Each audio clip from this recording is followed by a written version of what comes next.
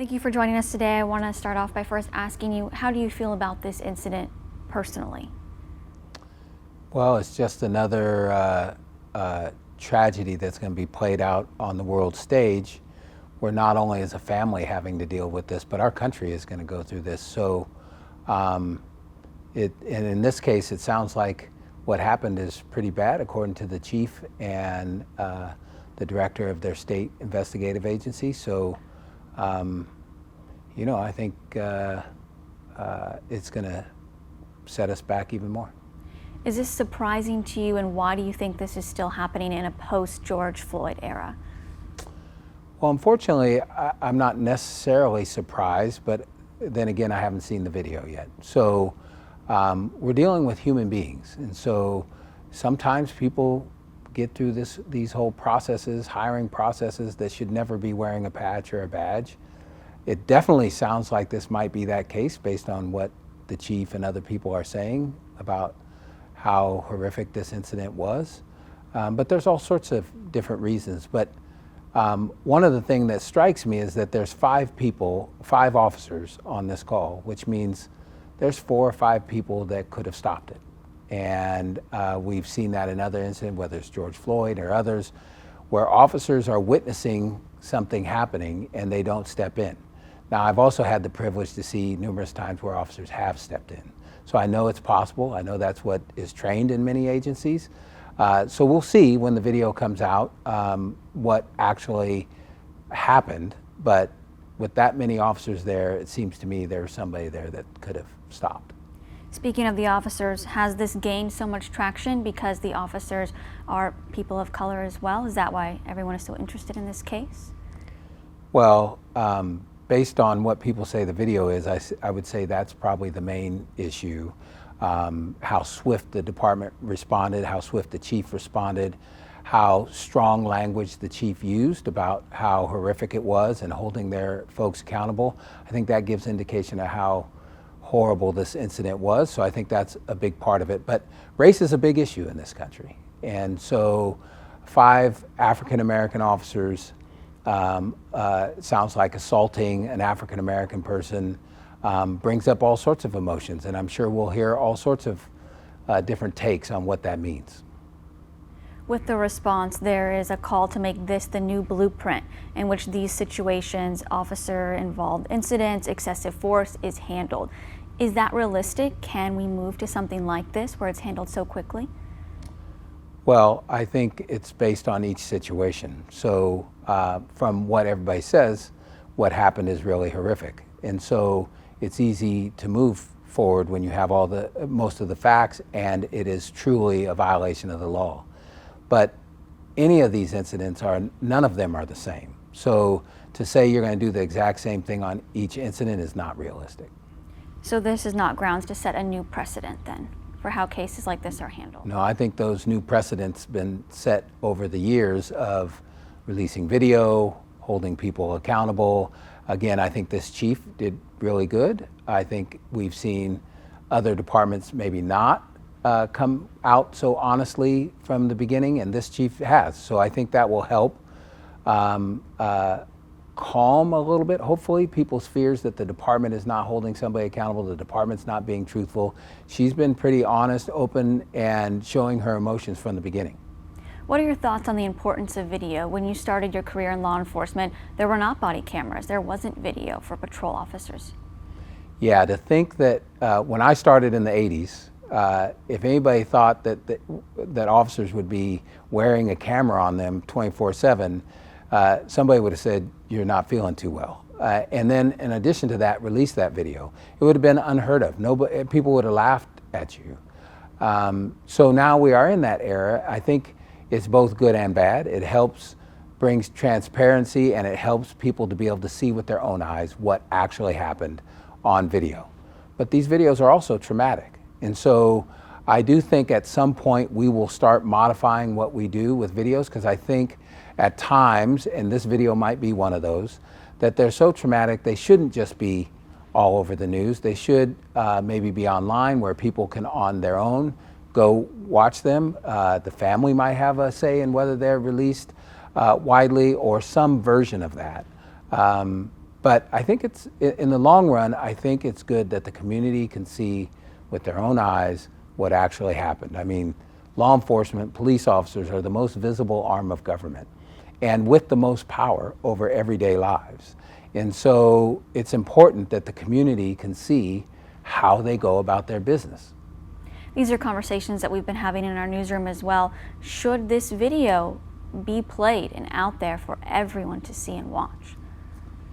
Yeah, I think that's a tough question. That's something that we're going to have to wrestle with as a country as we move forward.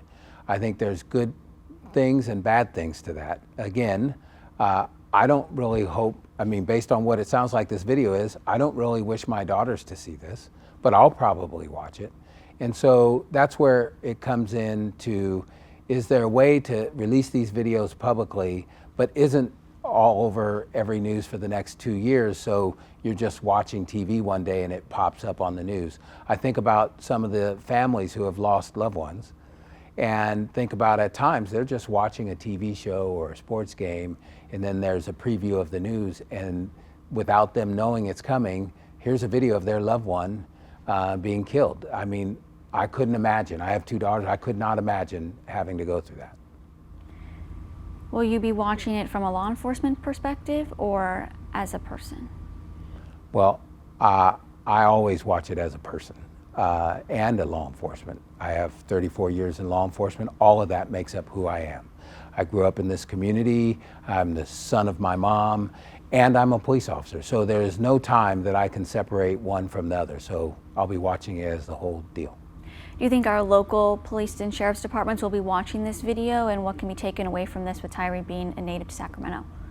Yeah, I'm sure every law enforcement agency in this country will be watching this video, and probably this video will be used in some form or fashion in training purposes, especially I would imagine how could this be prevented, and from the line level officer that's on the call to leadership and all of the above. So I'm sure the whole country, if not wider than the country, will be watching this video. How do you think Sacramento will respond? Should we expect protests and things like that? I would imagine there's probably going to be some protest, which is not necessarily a bad thing. Protest is a way for people to get out their emotions, to have their say. Hopefully it stays peaceful, but you know, people are angry, and at the root of that is trust in law enforcement and other governmental entities. And so protest has changed this country in more ways than one throughout history. So I would expect there'll be protests around the country. Hopefully they stay peaceful, and I think they will. But again, I'll go back to the way the department and the chief has handled this. Their forthcoming, their honesty, their appears to be very honest, emotional response to this, I think helps people believe, and the fact that they've already held these officers accountable to a certain extent. They've arrested them, terminated them. I think that helps with the protests down the line, because that will help people know that this chief and this department is holding their people accountable. The department said this was a Scorpion unit. They have been having crime issues.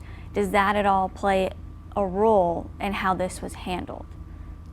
Well, I think crime and the way our communities came about, the history of how our communities came, especially our impoverished community, is important. So those are important in terms of moving forward in a more positive, healthy, safer manner for our communities. But I don't want to feel like because you're in a specialty unit dealing with high crime, violent crime in your community, that gives you some sort of reason why you would be so violent towards another individual. This is, no matter what unit you work in, you still have to be a human being and treat other people with compassion. That doesn't erase the department's responsibility to understand that certain assignments in a police department maybe you shouldn't work in for 10 years or 15 years, because they're tough assignments and you see a lot of things that human beings don't normally see. And so how do we deal with that, whether it's peer support, counseling, rotation to different units to get different experiences? But I don't want to say because you're in a specialty unit dealing with violent crime that gives you some sort of excuse or reason why you can treat somebody in a way that, one, is obviously appears to be illegal since they were arrested, but results in him losing his life. This was a traffic stop, reckless driving.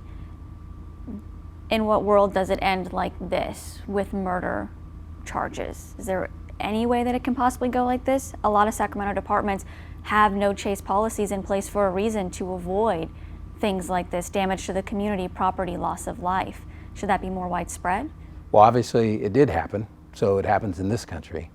But, you know, you can have all the policies in the world. If you have somebody that's corrupt of character, that has no problems doing what it sounds like happened in this video, then that's a problem with an individual, and these 5 individuals. And for departments, we need to try to figure out how not only to prevent this through training, but whether these people should be on the force or not. And sometimes people slip through the cracks and get on. There's been plenty of instances, numerous incidents around the country where at the end of the day you just say that person should have never been wearing a badge. They don't have the moral makeup to have that sort of authority. But from the other perspective, many of us will never know what it's like to walk a beat or be on patrol. Can you kind of give us that mindset of responding, in that in a quick second it could potentially mean your life as a police officer as well, and you have a family to go home to too? Yeah, I mean, we live in some pretty violent times, both in our communities and towards law enforcement officers. And so there are many situations on a daily and weekly basis that officers come into that are unknown, that things happen rapidly. You have to make split-second decisions. And so yeah, it's a challenge to be an officer in any time, but especially in this time. But prolonged incidents where it's physical, like it sounds like this doesn't sound like it was a split-second decision where I have to decide whether that person is trying to kill me or not with a gun. This is a situation where people physically fought with somebody to the point that they died. There have been many chants for call out the culture. What about the law enforcement culture do you think maybe there's room for change or growth? Well, I think culture evolves and it doesn't change overnight, but culture has been evolving, I think, in most law enforcement agencies. Every department is different, parts of the country are different, but the reality is officers are people, and they should view themselves, because they are members of this community, and we're here to help, and we're here to not just hold people accountable, but make this community better. And so I think that continues to evolve, and we need to continue to find ways that police departments can have a culture of helping the community, getting to know the community, understanding the needs and wants of the community. And so, you know, again, I haven't seen the video, but hopefully incidents like this can't happen.